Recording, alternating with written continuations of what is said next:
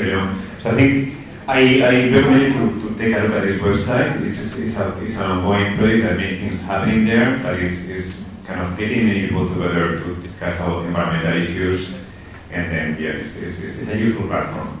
So let's move into tonight's event. As you know, we have every month one public talk about environmental issues under Mindset Public Talks program.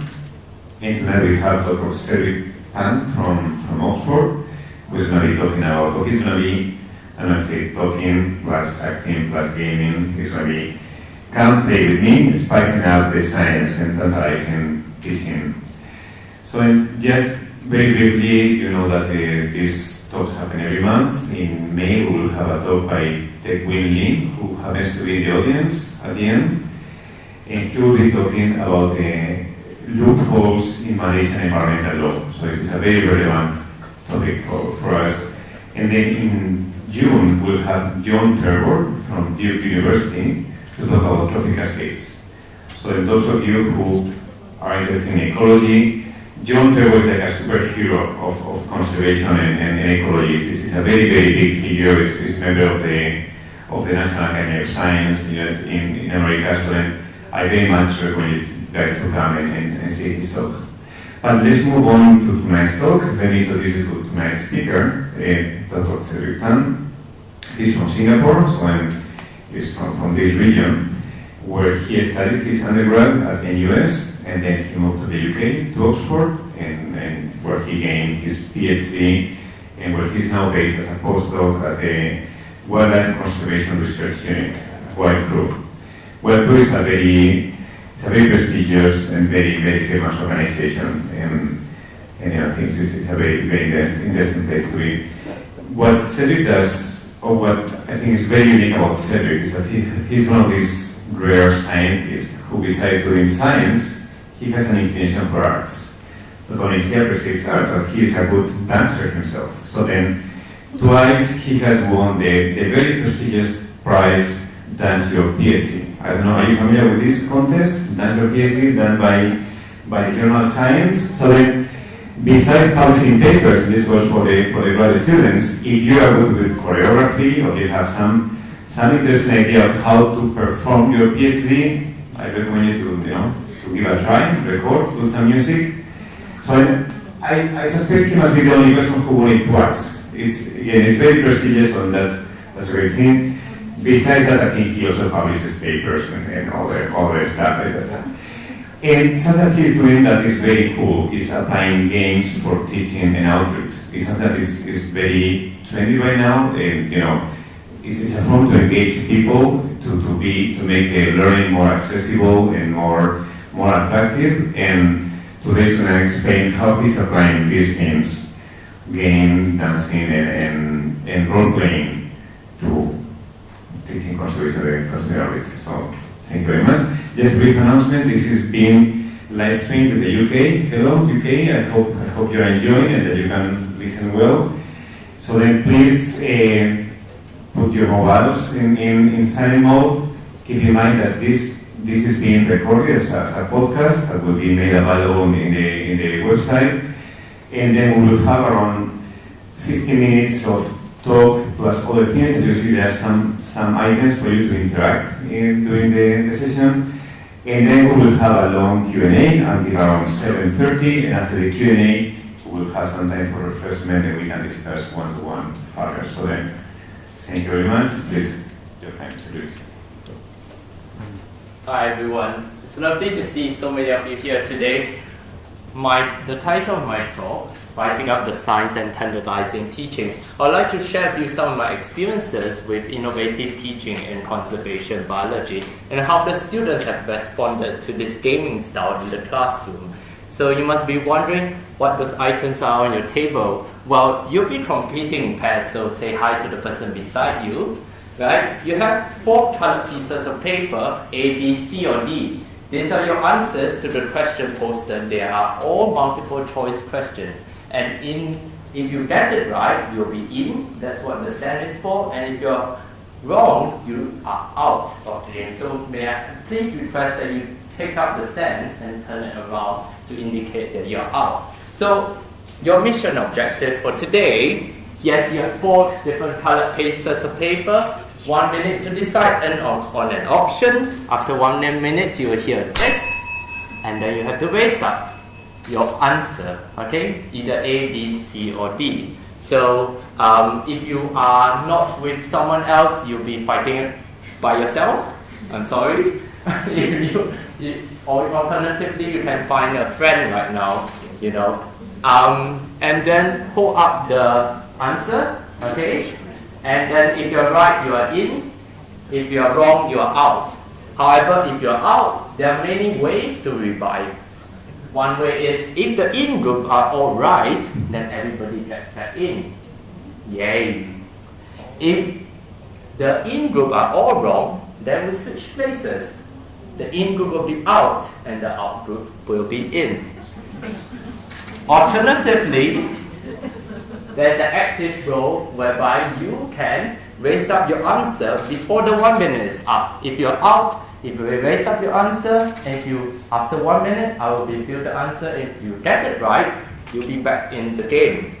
And the winner of course will get prizes like hugs and kisses from me. Yeah? So, are we all ready? Yeah? After 1 minute, raise up the option, and if you're in, you're in. If you're out, just switch the stick over. Okay? Yes? Do we have to decide jointly on the answer? Yes, between... One answer between 2? Yes, that's right. So between the 2 of you, decide on one answer, okay? You might be fighting till the very end of the minute, but yeah, just decide on one of them.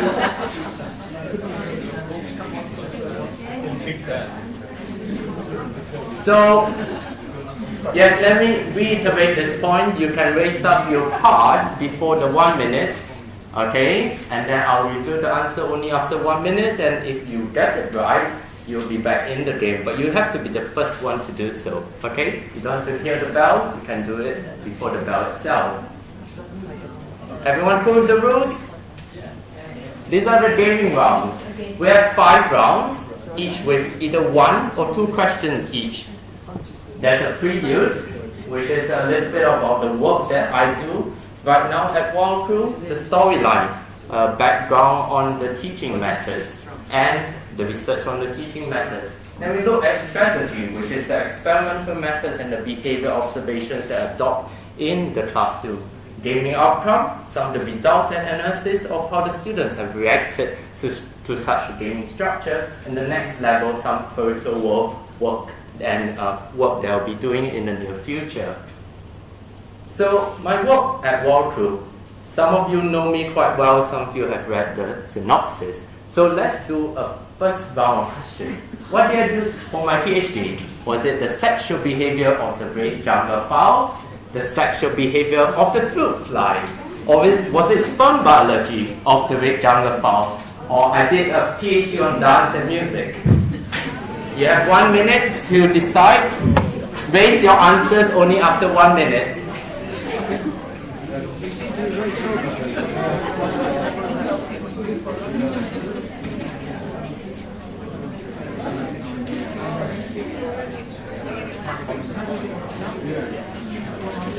"30 seconds. After 1 minute, raise up your answers. So the rule about if you're out, you can get back into the game by raising your answers up first. Okay? But everybody has the fair trial. 1 minute after I ring the bell, raise up your answer. Okay? Cool? Time's up. Raise up, please. Well done. A and B are the correct answers. So everybody stays in. This is just a very easy question. I did my PhD on the sexual behavior of these 2 organisms and subsequently did a first postdoc on the sperm biology. So in here we actually see the female immune cell selecting sperm, selectively engulfing sperm of one male but not another. That's how the female can also select sperm after mating. And while doing my PhD and my postdoc, I was actually very interested in using the arts to portray science to the mass audience.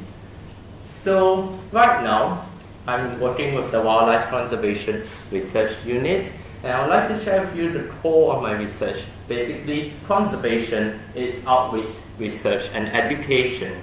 In terms of outreach, I'm very interested in using the arts, like musical, song, drama, and film, which I'll speak about later a little bit, to convey not only the science, but create awareness about current issues on conservation.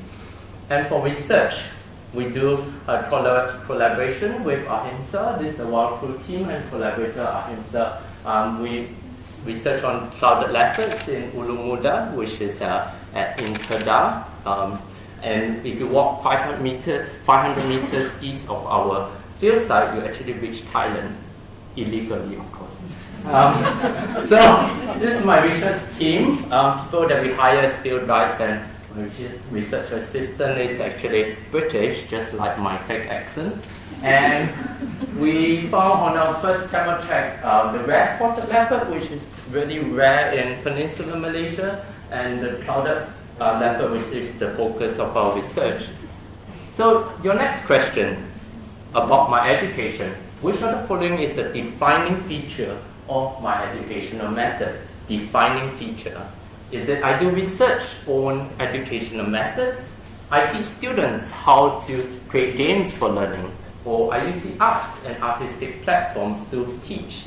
Alternatively, I sexualize my teachings. You have 1 minute to decide on this option.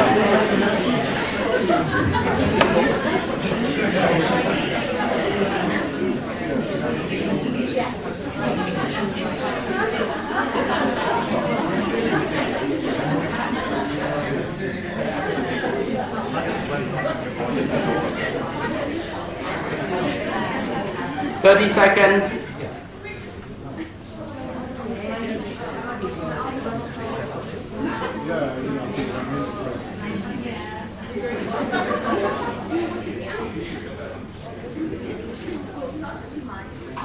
And 5, 4, 3, 2, 1.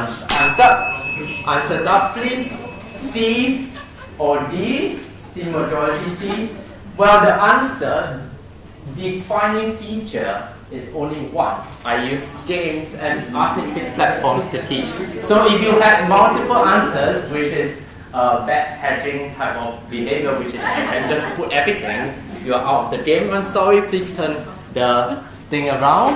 And yes, I do research on educational methods, but there are lots of people that are doing as such. I do not teach my students to create games, but they sometimes are inspired to do so. And some of my students actually think that I sexualize my teachings, which I do so, but that's because I just have a dirty mind. It's not really.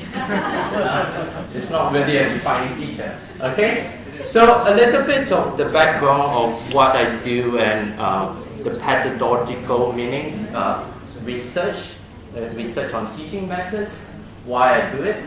Once upon a time, when the British first colonized Malaysia and Singapore, the traditional educational method was aimed at educating workers to be submissive and passive, that's to produce productive work under submission and authority. This we call it didactic instruction, a form of learning where students are passive learners and the teacher is the focal attention. So I just tell you things and you just remember it. Okay, or nod your head. Okay, so the traditional educational method, therefore, is a content emphasis. Yeah, students are also trained to keep quiet during class and spoon-fed lots of facts, right? And very often than not, towards the younger learners today, we see that it's rather sleep-inducing and uninspiring. Well, you can see for yourself what I'm trying to say. Unfortunately, remnants of the traditional educational methods still remain, and we still see it in everyday class where teachers just go there and just talk through the slides and everything. But when I first started in Oxford, I used to teach this in this manner, you know. But I see students dozing off and nodding their heads, but I'm not sure whether they really understood because they don't talk to me, they don't want to ask questions. So I decided that perhaps I could entice them using games. So this is your next question. Which of the following was the first game that I created? Is it Stats Guru, a revision game on statistics? Evolve or Die, a revision game on evolution? Hit Me With Your Best Shot, where students are actually male red jungle fowl investing sperm in various females like virgin or non-virgins, but do note that they have to analyze graphs before knowing how much sperm to invest in the various females. Or is it R Penta R, a game that teaches statistical analysis using R? You have 1 minute to decide on this question. You want to be back into the game, right? They raised it up first.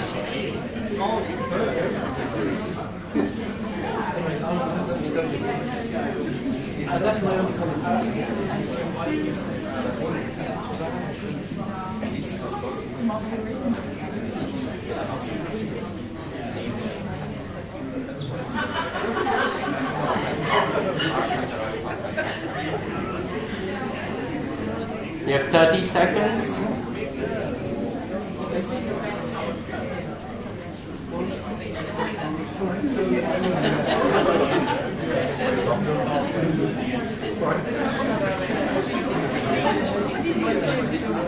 And 5, 4, 3, 2, 1, time's up.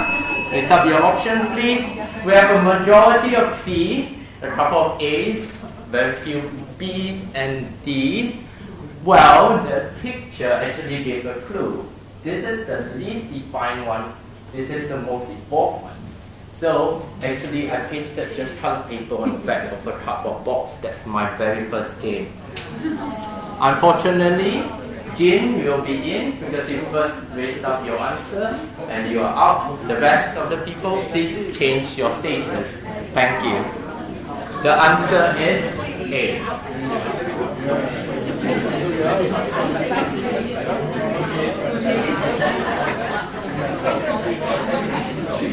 I first created the game just merely for revision. Then I decided that why not use games to teach instead.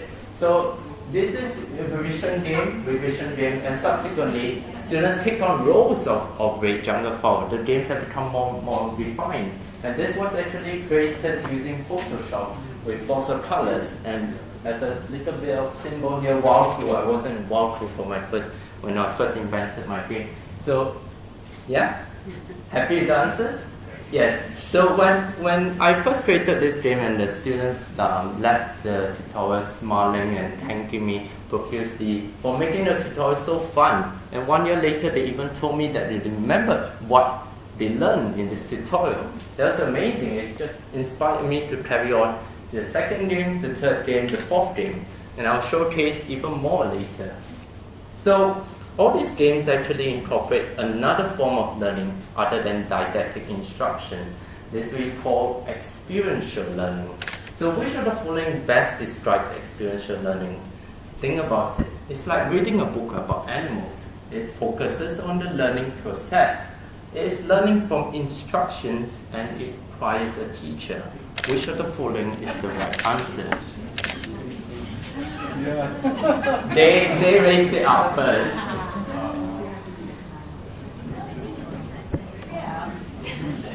Ning raised it up first. 30 seconds. There are lots of people out right now.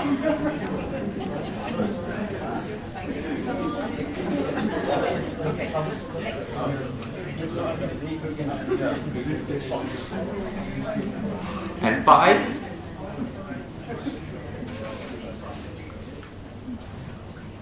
Okay, guys, this is only for the people who are in, right? Unless you're the first one to raise up your answers, right? So when I ring the bell, can I just see the person who are in?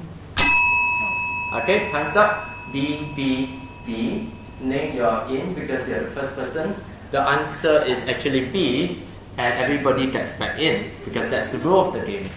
Remember?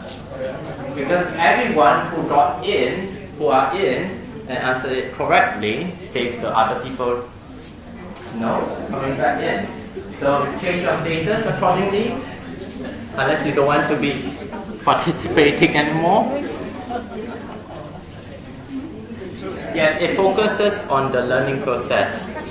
C and D are features of didactic instruction. It's like riding a bike, you learn from experience. So my games actually is a synergistic approach. Students are conveyed information, knowledge using didactic instruction. The games deliver the information first, and then subsequently they are presented with a situation or a question for them to apply the knowledge directly. And then if they answer it correctly, they are allowed to make a gaming move. This gaming move is, we find, it's not about like giving you a sweet when you answer it correctly. It's about making a move in the game itself so as to reinforces the idea that they have just acquired. So these two components are actually part of experiential learning. Okay, so my game actually incorporates the didactic instruction and experiential learning. So this spurs on to some of my research aims. I am interested in the learning styles of students, their personality, and how these two interact with games and role play in the classroom, affecting three different aspects: their perceptions, whether they like the games or not; their learning effectiveness, whether they are able to gain as much information or even more in a game setting as compared to a didactic instruction setting; and their behavior, what they do they ask questions, do they engage more with students, or even the tutor. So let's see what we have here. In order to do this, I had to have a platform. This is where my experimental methods come in. So the platform was the wildlife conservation course that was conducted in January 2015. And its aim is to inspire and develop future leaders and educators in conservation. 11 days of non-stop fun. 10 modules ranging from tactics like software analysis, concepts in biology like animal behavior, or transferable skills like science communication. And 21 participants from 5 different countries: Malaysia, Indonesia, Philippines, Laos, and Thailand. And it also incorporates a 3-day field trip where they are come to Ulu Muda and experience camel trapping and appreciate the beauty of the forest. So here I would like to thank these collaborators: Jean, who is a research training and who does research training in Nottingham University; David McDonald, who is my boss, and himself, which you guys know very dearly. And all this cannot have been done without the help of many others, because this is a synergistic project. We had psychologists who advised me on the behavior, the personality, the learning styles of the students and people, and how it interacts with the conservation biology work that people do. So these are the people who actually help teach and provide content for teaching. And not forgetting the last component, the artists and the gamers, the people who help design the games and make the games actually visually attractive for the students. So with that in mind, which of the following is of all the experimental design used? Listen to this carefully. The first one is where the students, all 21 of them, just go through the gaming approach. The second one is which all students undergo a didactic instruction followed by gaming approach. Or were they divided into 2 groups, each group going into didactic instruction followed by the gaming approach? Alternatively, we divide the group into 2, undergoing didactic instruction for one group and then gaming approach, and the other group gaming approach followed by didactic instruction. Do note that these 2 are different parts of the same module, like animal behavior 1, animal behavior 2. Okay, you have 1 minute to decide. Everyone is in now, so there's no point fighting.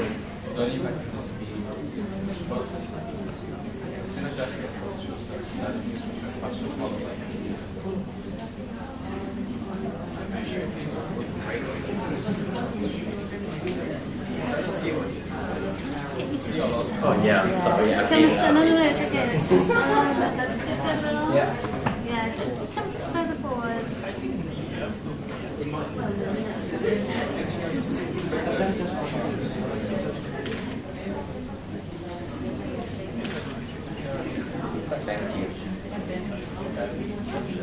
And time's up. Options please, up. So have a couple of B's, C's, and a majority of D. Everybody is still in the game. Okay. So the actual answer is D because we had to control for order effect. Okay, we couldn't let the students just undergo this followed by this. What if the behavior here or the experience here changed the behavior here? Okay, so we have to divide the groups into two.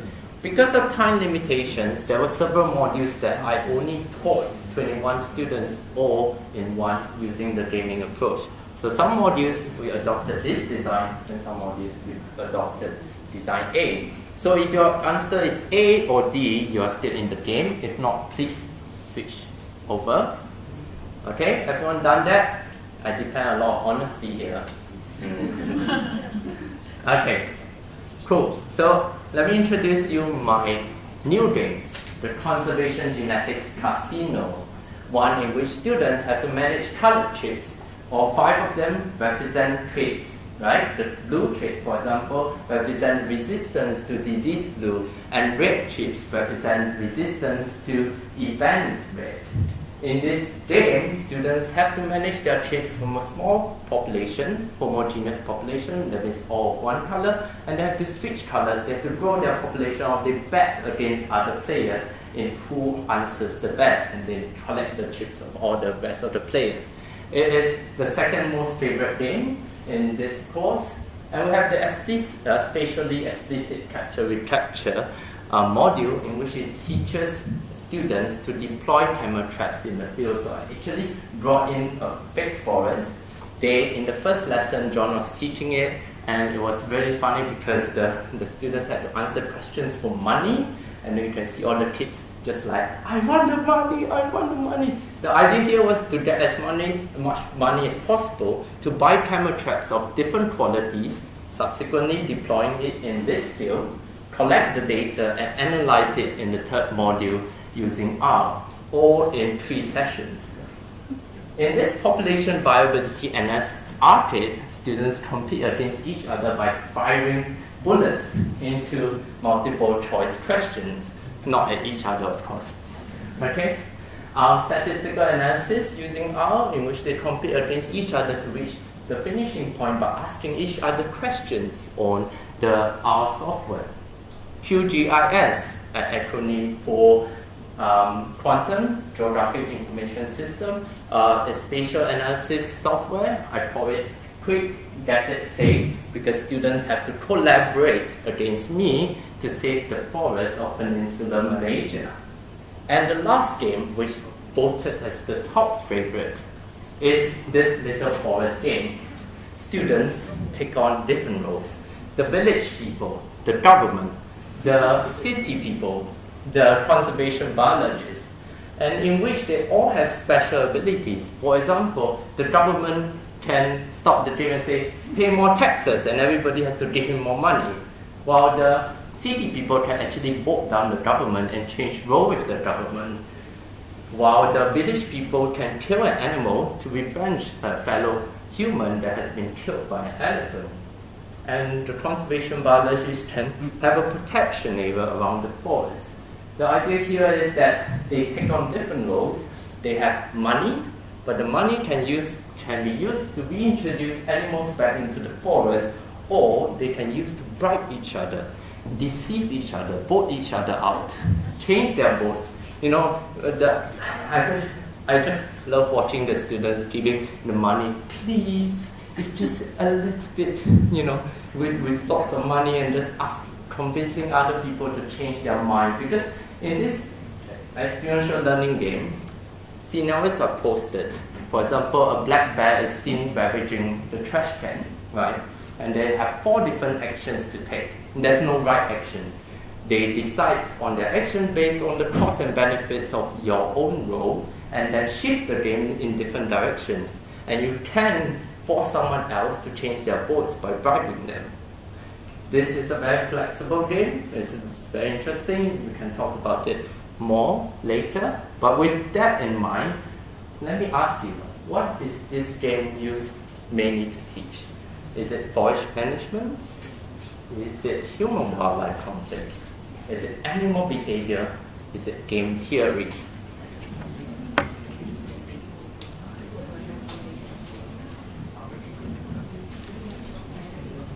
You guys raised up the one behind you, sorry. I saw that first.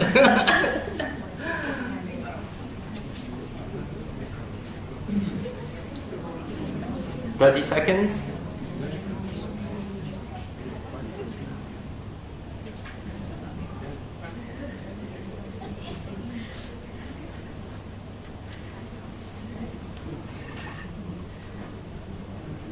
And 5. Okay, thank you. Options up, please. Majority B, a few D's. Yeah, okay. The main focus of this game was originally designed to teach human-wildlife conflict. Yes, the students are posed scenarios of which they have to handle. They are also taught knowledge, and then if they answer it correctly, they are given money. That money can be used to bribe, and money can be used to reintroduce carnivores back into the game. Game theory is just a side learning process in which they understand tragedy of the commons. So we had two groups playing this game. One was very selfish. They tried to fight against each other. The forest was horrible in the end. The other group had protection areas, had some patches of forest in living together with humans, with buildings. In the end, that resulted in rather okay environment.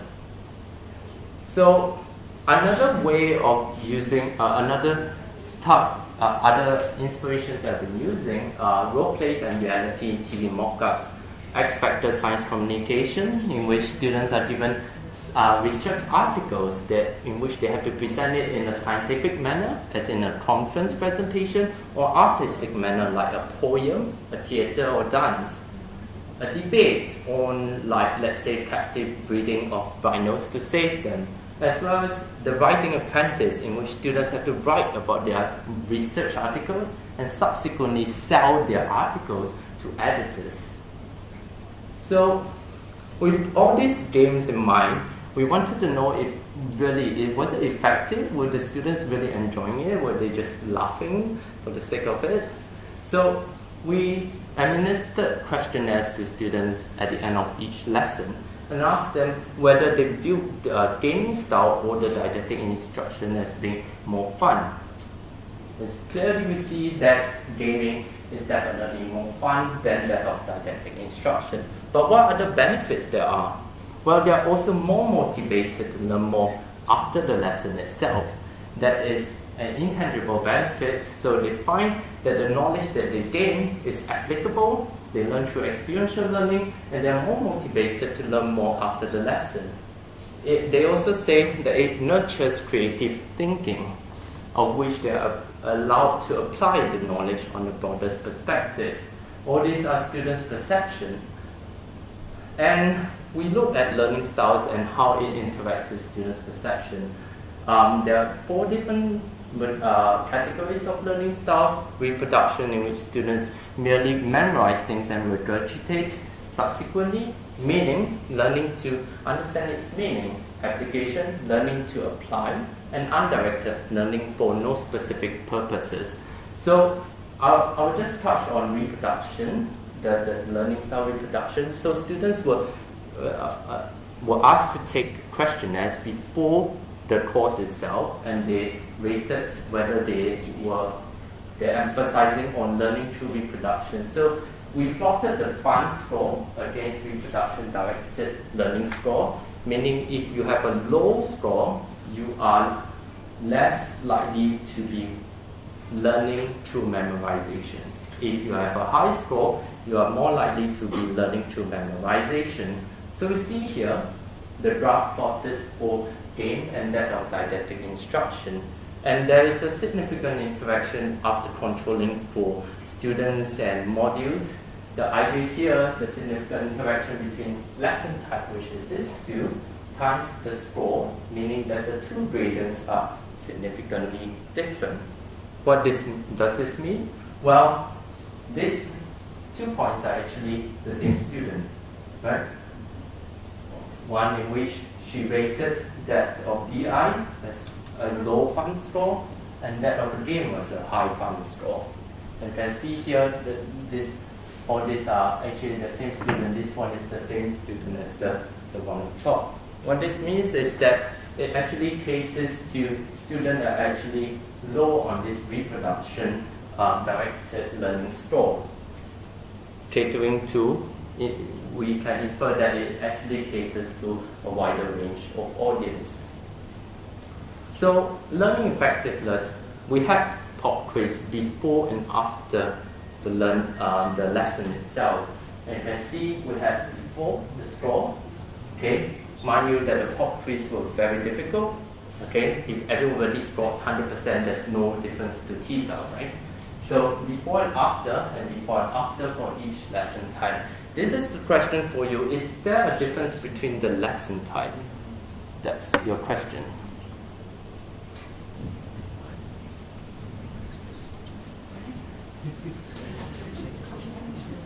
You guys are in already. If you're out, you can raise it up and all.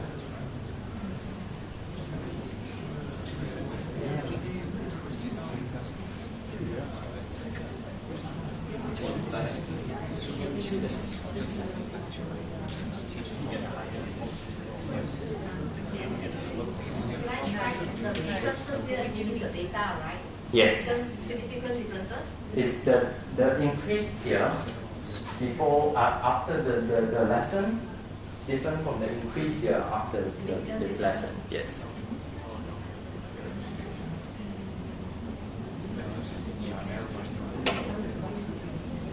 And 5.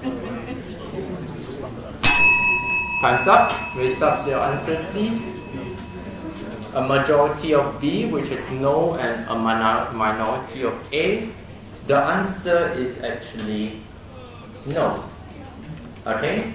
We start off with a lower score here, and this one is lower than this, yes, but you have to take into account the knowledge before the lesson itself. So in other words, the gradient or the increase here is not significantly different from the increase here. So they were learning as effectively between the two different lesson types, but there's a confounding factor, something that could explain this lack of difference. What do you think it is? Is it different tutors, different students, different duration of the lessons, or different moods of the tutors?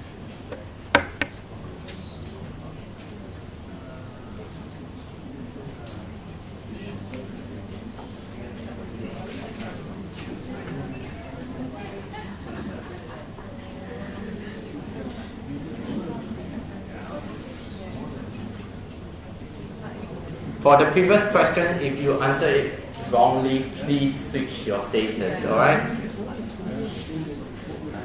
So you raise up your answer first for this round. 30 seconds.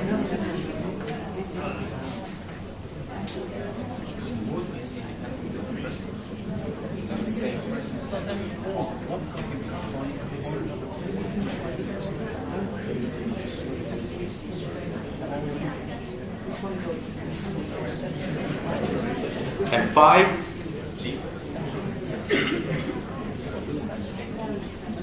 Time's up. Raise up your answers, please.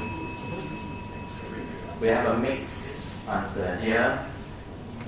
Yeah, I can't say which is the majority, but honesty, okay? Later, the answer is actually C. Different duration. So those who are wrong, please switch your status. Thank you. Let me explain this. I taught every lesson, except for some lessons like 1 or 2 lessons were invited speakers.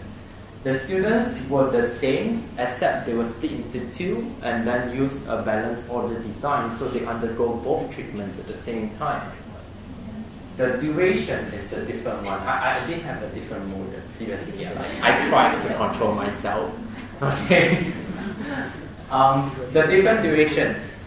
Gaming lessons on average takes twice the amount of time. That's the cost. Okay.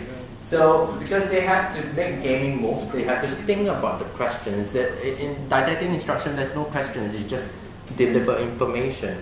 And this could affect the lack of difference because in this lesson, the students are delivered information very quickly. They might use the short-term memory to understand and eventually answer the pop quiz question after. Or in the gaming lesson, because it took so long, they might be distracted by the game, so therefore it decreases the score after the lesson. So it wasn't really fair to compare these two types of lessons directly, but we have another way. Remember that I said that students were undergoing gaming approach in some of the modules, all 21 of them. And in my gaming approach, I had a synergistic approach whereby they would deliver information using didactic instruction, subsequently present a question in which they made a gaming move. So the pop quiz questions could be divided into two, the pop quiz on didactic instruction or the pop quiz just using the gaming side of things. So this is the experiential learning side of things. And when we plot this is what happens. This is just within the gaming approach. We have half the pop quiz that was testing knowledge directly delivered to the students, just telling them like this. And we had half the pop quiz testing them based on the questions they were asked during the lesson itself. It's not the same question, I must emphasize that. It's difficult questions. They are based on the questions asked during the lessons and also based on the gaming itself. And we can see that it's a significant interaction whereby the pop quiz score disproportionately increase much more if the delivery type is a gaming approach, suggesting that actually the gaming approach integrated within the lesson itself has some form of effectiveness in delivering the knowledge.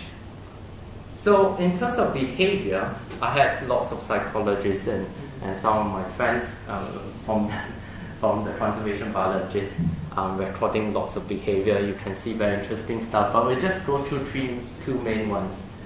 Asking questions. This is a graph corrected for duration already. So this is the frequency of behavior, frequency of asking questions per unit time. You can see that students ask a lot more questions in the gaming lesson than that in the DI. So it brings out everything that is taught exactly the same way. They're asking more questions because they want to clarify. And bored behavior, we noted sleepy faces, yawning, dozing off, and you can see it drastically reduces the frequency of such behavior in the gaming lesson, suggesting it retains more attention and during the lesson itself. It took twice the amount of time, but they were less bored. And we looked at behavior and personality. So frequency of question asked plotted against extroversion score. This is how extroverted you are. Okay, the lower the score, the more introverted you are. So we plot this, and we see for the gaming structure, we had this line, and for the DI, we had this straight horizontal line. And after correcting for all the students, multiple repeated measures from the same students as well as modules, we found that there's a significant interaction, meaning that these two lines, the gradients are very different. This is a question for you. Which of the following is true about this graph? Extroverts ask fewer questions in a gaming class than a DI class. Extroverts ask fewer questions than introverts in a DI class. Introverts ask fewer questions than extroverts. Or introverts ask more questions in a gaming class than in a DI class.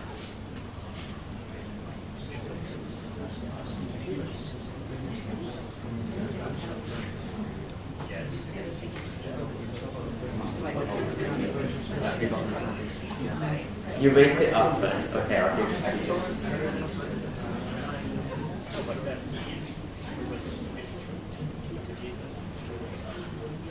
30 seconds.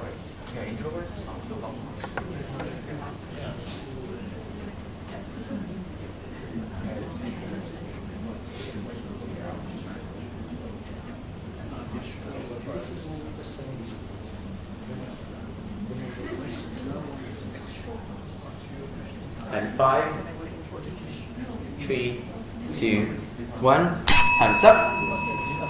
Answers, please. And a majority of D. You're still in, is it? Are you still in? Yeah. You're still in. No, they're out, right? You're out, right? You're out or in? No, I'm looking for the people in back. You're in. Okay. Cool. So the answer is actually D. Okay. Surprisingly, the introverts are asking a lot more questions in the gaming lesson. I'm not sure why, but it actually is a positive feedback. So on average, we see that in a DI class, students are not asking as many questions. They're just nodding their heads, or you don't know what's in their mind. But in the gaming class, they're asking a lot more questions, and the introverts are actually coming out more. So we have lots of benefits, some of which I've quantified.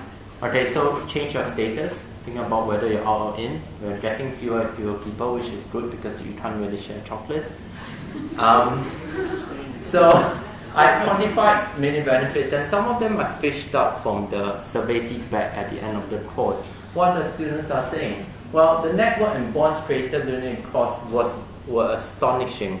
What this means is that actually the students were grouped in different types of groups throughout the actual course itself, and they actually made friends with people in their group, and they learned from each other, and they competed with other groups, but in a friendly manner. We also had made learning more fun and provoked us to think critically using the knowledge and how is it on a broader scale. Maybe you want to apply a similar method to inspire the young intonation. This girl actually went back to her country to use a gaming approach to teach young children. And I don't think I ever felt so accomplished when living an educational event. Shaping the hearts of students to be more passionate about their profession. And I had found the best time of my life and was deeply impressed and impacted. All these are benefits that I did not really quantify, but you could just fish them out of the questionnaire feedback.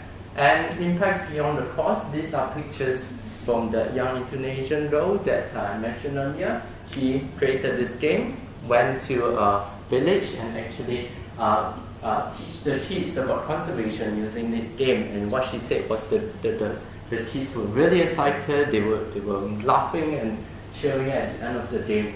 So participants were inspired to use games to do outreach and teach back in their countries. And it fostered bonds and collaborations among participants, in which now we had lots of people from the NGO side working with people from the wildlife department. As you can see, in summary, we had didactic instruction. It's not without benefits, of course. It is shorter in duration. It takes less time to prepare. It takes me 2.5 times on average more to do one that is in a gaming style. However, the benefits outweigh the cost. There is more effective learning because of game integrated in the lesson. Increased engagement between students and tutor, and it retains the attention of the student throughout the lesson itself. Bonding between students and with me, and inspiration to learn more beyond the lesson, inspiration to teach using games, as well as it caters to a wider range of personalities and learning styles. So I've shown that games actually do work in the classroom. So let's see what the next level, some peripheral work and future works that I'll be doing. During my PhD and my postdoc, Ahinsa mentioned, I did some choreography, sophisticated pornography, we call it. Smell-related response to relatedness in the fruit fly. This is the first video I did in 2011, showcasing how the female fruit fly is able to sense whether two males are related to each other and whether she chooses to mate with them or not. This won the Dance Your PhD Biology category in 2011. And then following year, 2012, I did this video on socializing with less attractive friends. The idea here is that if you are the less attractive male in the group, you should leave the group and find even less attractive friends in order to increase your mating success. And in 2013, I created this video on sperm competition between related males in the Red Jungle Fowl. In this video, I had my friends wearing skimpy tight sporty attire chasing after a female in a zorb bowl. You guess what that means, right? Sperm competition, running after the egg. This won the Dance Your PhD competition in 2013. This one was a National Evolutionary Synthesis Center Evolution Video Contest, so we won that year. And with all this in mind, I have not stopped doing it, but there was a lapse. So in 2014, I didn't do anything, but upcoming in May, you should look out for this. It's discussing a rather controversial issues. Are you homo enough to watch this? On same-sex behavior in animals and humans. So, with the success of the wildlife conservation course this year, we decided to continue. Yes, and this is your last question to earn the chocolates.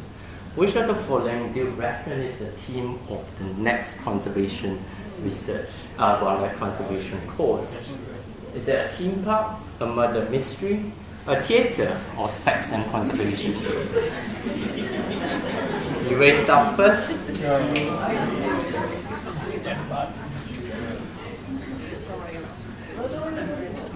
like C, right? I think something ridiculous. Yeah. So that group had B, right? Okay, and 5 seconds. And time's up. Please start your answers, please. Okay, so your group went in because the answer is actually murder mystery. So those who are in, please raise up your hand. Who are still in, or those who have switched status. Well done. Okay, 4 pairs. Later you come and collect the prizes. Don't snatch. Okay. Next year's wildlife conservation course, yes, is a Malaysian murder mystery who killed the Malaysian tiger, in which students have to compete with each other in each module to gather clues about who is the ultimate suspect in the final battle. And with that, thank you very much for listening.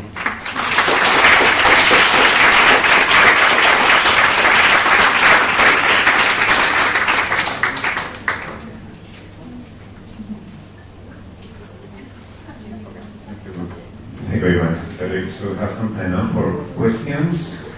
And as usual, we will start with the UK. I don't know if there are questions from the UK, because I think this point can be difficult to follow from the UK, so we are sorry if you are if you are there. So we can take questions from here. Maybe I can start doing some questions. Okay, we run this. Cedric ran this wildlife conservation course in January here in UNMC, and it was very interesting to observe from outside. So then, something that I was very impressed was to see the engagement with the helpers. So basically, he got many of the postgraduate students from UNMC to participate in the teaching and observing the students, and then they were very much involved in the process. And then I think I see some faces here, some of you that were involved are here. So then I saw a very, people were very excited to be part of this. And I think most of them, they were not involved in conservation, or was not the background, or not the original interest, but they were very keen on being part of it. So I think that was a very big plus, and I saw people feeling very confident, very comfortable to be part of this, and they don't seem to be very intimidated by looking silly or by making mistakes. Is this something that you can comment on? Yeah, definitely. It breaks down a lot of boundaries They first started off being very reserved, but after that they were just chatting like nobody's business. There were a few touching moments whereby students that won prizes that were actually quite really expensive stuff, but they gave it to people, other people that had helped them, saying that they have helped them throughout the course. And this was really a touching movie. You can see that students even interacted with students that never spoke at all. They were very introverted. English wasn't their first language, but they asked him, is this the answer you were going to vote for this question? And they were just interacting with each other, and we had this X Factor science communication that was hilarious. Students made things so funny in the artistic platform. The science was a little bit dry, but they could see that using arts as a platform to communicate science, they made things more funny and they made things more easily understood. And the judges were laughing hysterically throughout this whole module itself. So the benefits like this are things that we don't really quantify, we just see it happening. And when you see it, it makes me more inspired to teach in this manner, because it just brings out the best in students.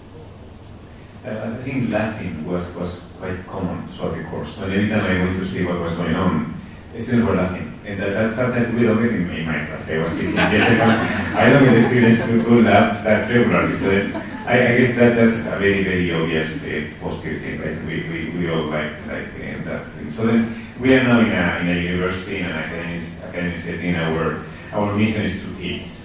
So then this is an alternative form of teaching. And then I think it's very obvious that including this in a syllabus can bring benefits. So I guess my question is how much? I mean, can you imagine this kind of alternative approaches to replace the directive instruction or the regular teaching, or is just going to lose a minority of the teaching component?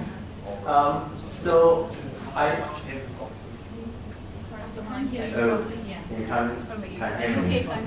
Okay. Now I have double mics, so you can hear me quite well. So yes, there are several costs to teaching in the gaming style. Like it takes a lot more time to prepare and a lot more time to teach.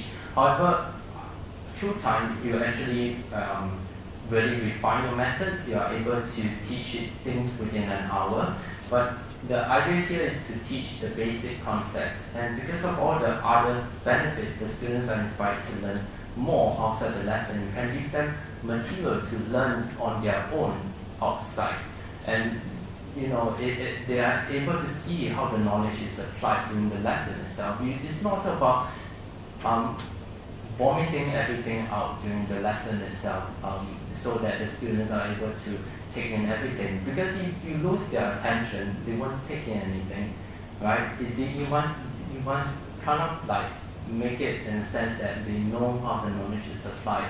So I'm an advocate of such teaching methods. In fact, in Oxford, I don't teach the normal way anymore. I use games, simple games, like Cluedo to teach bioinformatics, for example, or even just awarding a gummy bear for a correct answer. It's just a simple game, and the students feel happy. There's a sugar rush after the lesson. And even in a big classroom setting like this, like in the lecture theatre, we have this modern technology, well, not so modern, the clickers, in which students can reflect on their learning by clicking. And you can tabulate the students' scores very easily and award them prizes, so that there is a reward at the end, and they are able to keep in tune with the lesson itself. So it's not much of a transformation. It's not a big step. It's about inspiring today's young learners, especially when the young learners are the ones that have a lot of visual, audio inputs from their handphones. They love playing games. We used to read books quietly, but right now we're constantly being distracted by so many things, and I feel that today young learners have to be catered to rather than using the traditional educational method. So I'm going to play a little David advocate here. And then at the university, our function is to to educate people, but besides that, we have to assess the level of learning, right? So then it is very easy. I can see the benefits of people who engage in the game, who study before coming to the lesson, and then they really learn a lot and benefit. But how do you do with a big group like this to assess afterwards? To give an assessment that is going to be in line with what the university is doing nowadays. Do you do exams, or how do you do that? So one thing that I would love to test is long-term memory. So giving, let's say, the same pop quiz a few months after they have attended the lesson. To assess, there's three methods that use the perceptions of the students, how they view it, the behavior, so whether they talk more, they engage more with each other, there's less for behavior. And the last one is the pop quiz scores, which is before knowledge and after knowledge. And I also would like to test about long-term memory retention, whether they have learned this knowledge and are able to retain after the lesson itself. Of course, I guess these are the three methods, but I'm open up to other methods if you guys have any other suggestions. Yeah. Just one final question for me. I just happened to be in a conference last week in which I discussed with other people who use games for other activities. So then I met people who use games for conservation. So again, game roles, but they use in communities in which they give, like the one you did with the human-wildlife conflict. And then they showed some videos and some photos. It was very interesting to see farmers and the rangers engaged and again laughing and playing and behaving as the other one. The guy who is not authority behaving like the authority one, and they report very positive effect in terms of conservation. And also, I met some people using games to do citizen science. Okay, so they use people to classify wildlife species in Canada. Photos. They have thousands and thousands of photos that someone has to go through them, and then they make an application, and people just classify online. So it seems that it's becoming a very popular thing. And can you see other applications beyond the teaching at university or this kind of things? Did you see this become a more popular thing? I mean, there's increasing popularity of games being used in the classroom, especially with today's young learners. So other than games, we have things like reality TV mock-ups, role plays in which you place the students in a friendly, competitive environment, and they are able to relate in the different roles. Like, for example, one of my modules is behavior ecology, in which students actually behave as lions and deers to actually win the game. So they actually they don't really know who is the predator or who is the prey, but they actually are able to figure out by gaining knowledge about their own species. So role play integrated with games, integrated with some reality TV mock-ups would be ideal platforms to encourage today's learners to learn conservation biology. Okay, for the first questions. You can't hear me very well. Okay.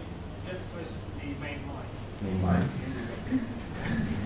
So, do we have any questions from the UK? And then we read the 3 questions from the UK.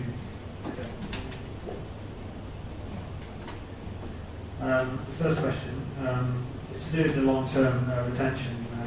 Have you been able to test that yet, or is it something in the future you'd like to do? It's something definitely in the future that I would like to do. I haven't administered the questionnaires to the participants, but for next year I will need to tell them that this is part of the deal so that they don't forfeit it and will lose later. So that's one thing that I'll be testing next year for the next course. And are any of your games available for people to use? Yeah, I get that asked a lot. We're currently filing for copyright at Oxford University. Before we do that, we not necessarily would like to disseminate them because some of them have very intricate mechanisms, which is a group of people helping to do things together rather than actually most of the games is not just coined by me. It's a group of people that love games, or artists or psychologists that come together to refine the game mechanism such that it works. So unfortunately, at this moment, not really until we found a copyright. Yeah. So we can open now questions to the floor. We'll take 3 questions at once. So please introduce yourself and then make your questions. When we have 1, 2, and 3. Okay, just introduce yourself, make your questions. Hi everyone, I'm Wei from NMU. I'm from Faculty of Creative Multimedia. I'm very involved in arts and education, although it takes different terms, but I think it's the same thing. My question to you is, what is the biggest hindrance for trying to implement experiential learning? The question, I think, Tim. Okay, hi, I'm Tim from UNMC.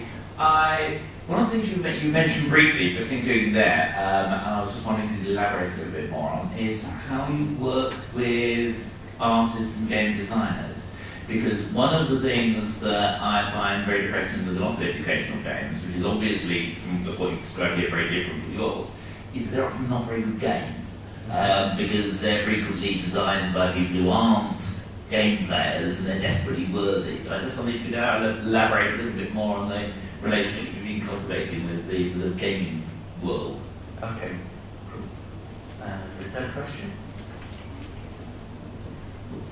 Hi, I'm Adam Elgar from University of Nottingham, UK. Usually I'm by video, so this is great. My question is, you showed a little bit where the gaming didn't improve because of the difference in duration, but I'm wondering, have you found situations in teaching where gaming fails? Okay, so I'll just answer one by one, I guess. So the first question was about the hindrance towards designing games.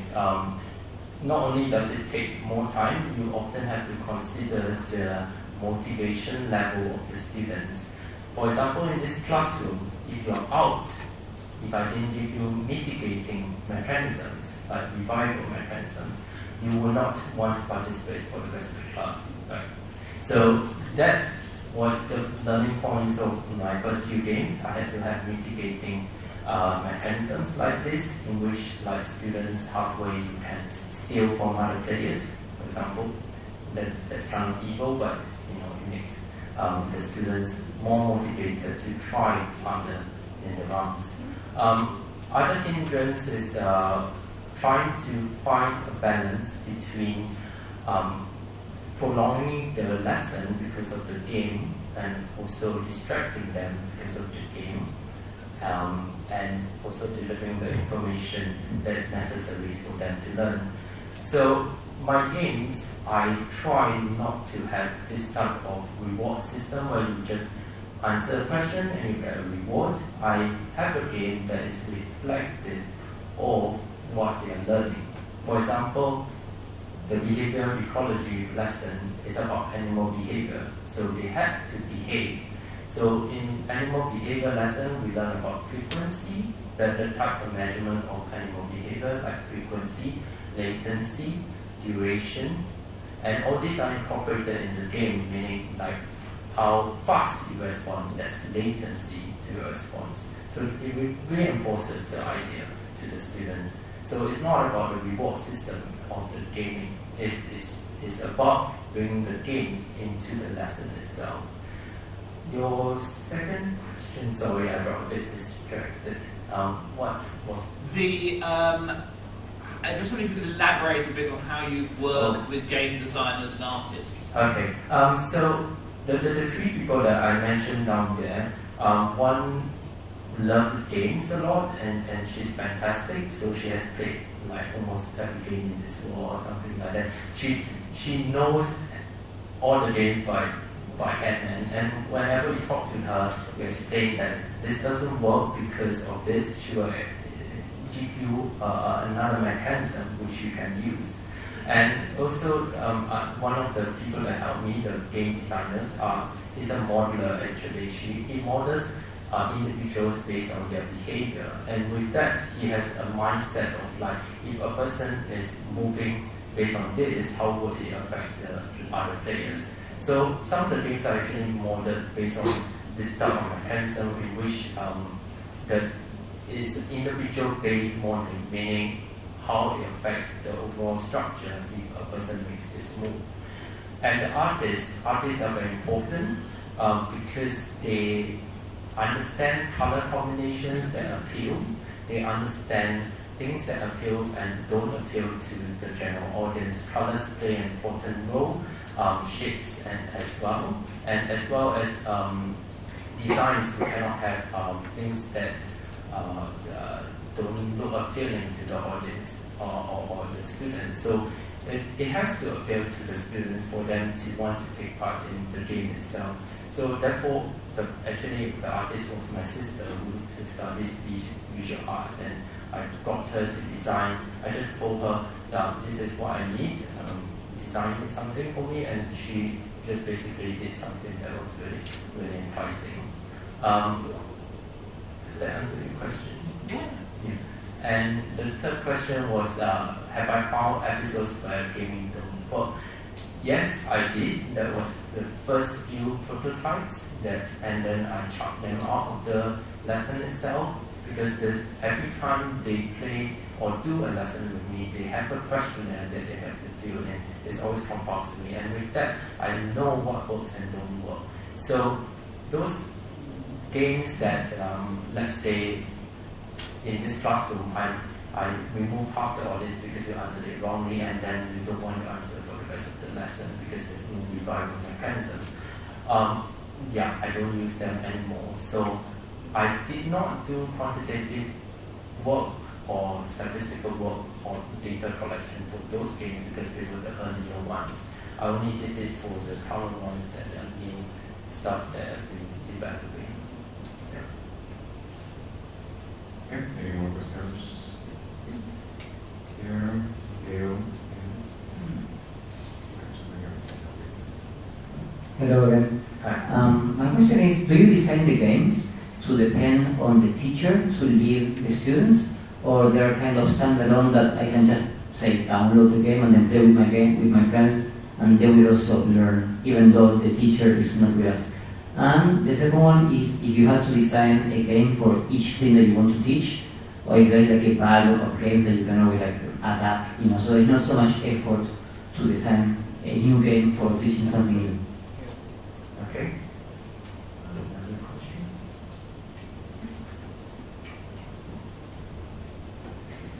Hi, I'm Claire from UNMC. Thank you very much. I really, really enjoyed your presentation. I'd like to talk further with you about your work, which I think is great. I'm quite interested in how this scales up. You mentioned, or perhaps Ahimsa mentioned, the use of clicker response type technology that we can use for very large classes. But I get the sense that the games that you've been telling us about have been with cardboard and things like paper and things like that, which is great for small classes. But how does that work with 50, 100 students? And can you see a role for technology? Have you tried technology to implement some of these games? Yeah. Thank you. So the first question was about my memory is not that good. Can I answer Claire's question first? We're trying to shift towards technology. However, I think there needs to be a tutor, student and student-student interaction in the classroom. If everyone is attending to their phones, it's without the tactile movement, which they also learn by moving things around, and without the sounds and things, it diminishes the impact of learning. Because when I teach, usually there's sound, there's tactile movement to reinforce what they've learned. Actually, in National University of Singapore, I have a collaborator who actually took my casino game, the conservation genetics one. She taught it in a lecture with 40 over people, and I told her that why don't you just replicate it and have many mini casinos, And in each mini class, there is a host, which is also a student, and actually work. So it actually can work with large classes, and you just have to have small mini games around, and everybody can take part. Otherwise, you can have teams of small people if the class is not too large. Yeah. Sorry, I can read it. If you design the games to depend or to not depend on the teacher, so like if the teacher is not around, you can still play and learn. Yeah. And if the games have to be designed each time that you want to teach something new. Okay, so the teacher plays an important role currently.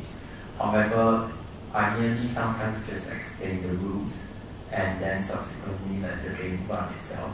Because the answer that comes out right is you can do it automatically on a PowerPoint slide, but someone has to monitor the 1 minute, for example, or explain to them why this is the correct answer. So the tutor is still around to help them. We're trying to shift towards a tutorless system whereby, for example, the human-wildlife conflict, we can just upload different sets of questions every time a game, every time they want to learn a different module. So this game actually can cater to different sets of questions, from the basic to advanced, and to different types of questions like force management versus game theory versus human-wildlife conflict. So the tutor is still involved, unfortunately, but we're trying very hard to let the tutor just sit back and relax and let the game run itself. Maybe next year I can have the students teaching as part of the course. So, second question again, sorry. If you have to say in game. Oh yeah. Yes.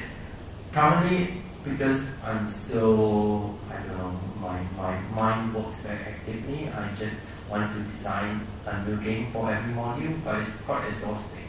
I understand that. So right now I'm trying to shift towards like just mixing games together. I have lots of game components, and then creating a new game, just mixing a little bit, or using existing game and replicating them in a different scenario.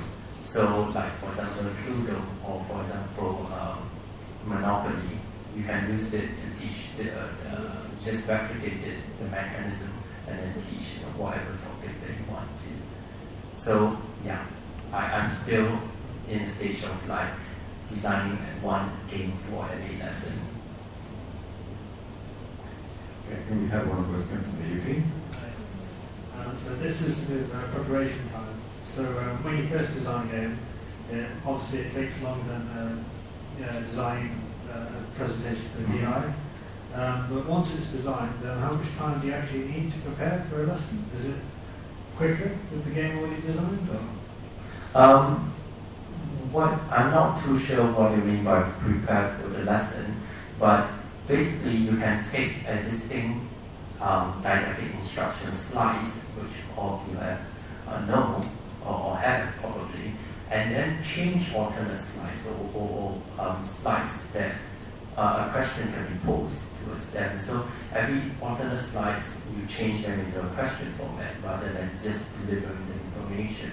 So most of the time I do it based on the basic information that they have just been delivered the slide before. So that process itself is very fast. The tedious ones are the ones thinking about the games and the mechanisms of it, and also the artistry, which is creating things like this, cutting out papers. I spend a lot of time cutting out things, but now I have people helping me to do so. So the preparation for the lesson, right now I don't have to prepare for lesson whereby I memorize my slides. Right now, the attention has been shifted to the students, and I actually feel less nervous when teaching such lessons because the students laugh, there is increased engagement, they ask more questions, and the environment itself is less tense and focus on me is focused now on the student. I think we have a question. Let's take one by one. Hi, Cedric.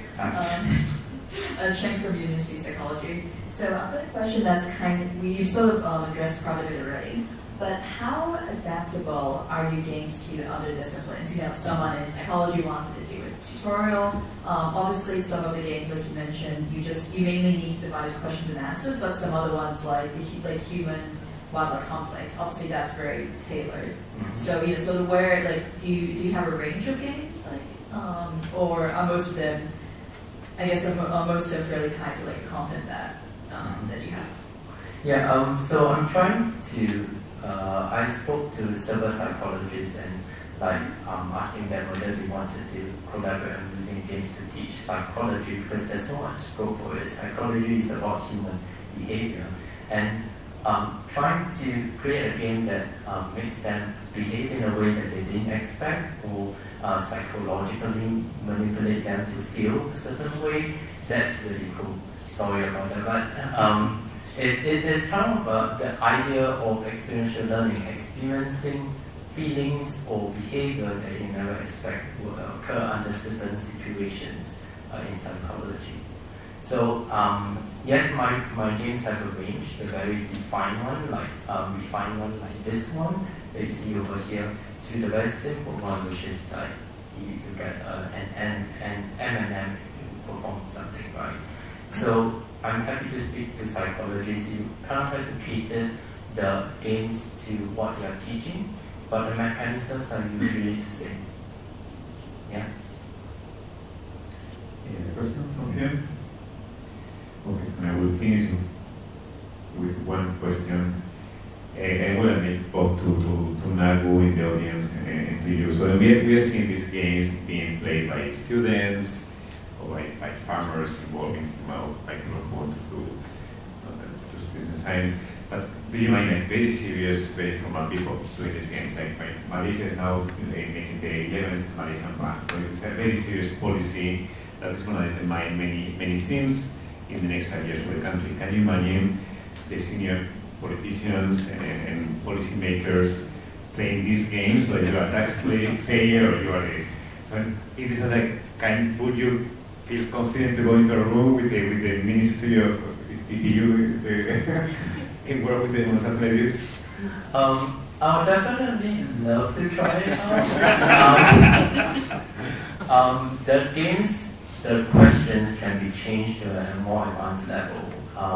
And it will be interesting to put different stakeholders into opposite roles and see how they react. Because in this game, they have a secret objective catered to their role. For example, like the city people have to build a city of this population, and they don't really know what the objective of other people are. And with that, you can see that if they don't communicate with each other, you can see that the forest being destroyed really rapidly. So, in some sense, I really am tempted to try it out, but I might be a little bit afraid. It needs to cater to more advanced thinkers, I guess, and the questions could be come up by people in that field, because I teach mostly about the basic knowledge, and so maybe you would like to come up with the questions, and I can give the game to try it. How do you see this happening at this kind of policy making level, getting senior policymakers with game roles? Can I just speak out? Yeah. Yeah, I think thanks Cedric was excellent presentation, and I think it could happen at implementation of policies level, because then people can you learn by experience, right? So I think that will be used for implementing, but for policy formulation, I mean, it might be interesting to explore, but whether senior civil servants and senior business people would like to do this is something that probably psychologists would like to tell us whether they, yeah, it be something interesting to explore, Okay, so I think we will end up here today. So just to remind you that in May, on the 20th of May, we'll have Tegmin talking about the loopholes on environmental law. And then after now, Leo will be talking more about the Messing's website. If you want to know, I encourage the students to come and listen from him. And otherwise, we'll be just having some refreshments and we continue studying one-to-one. So just say thank you to Cedric for his presentation and thank you for coming.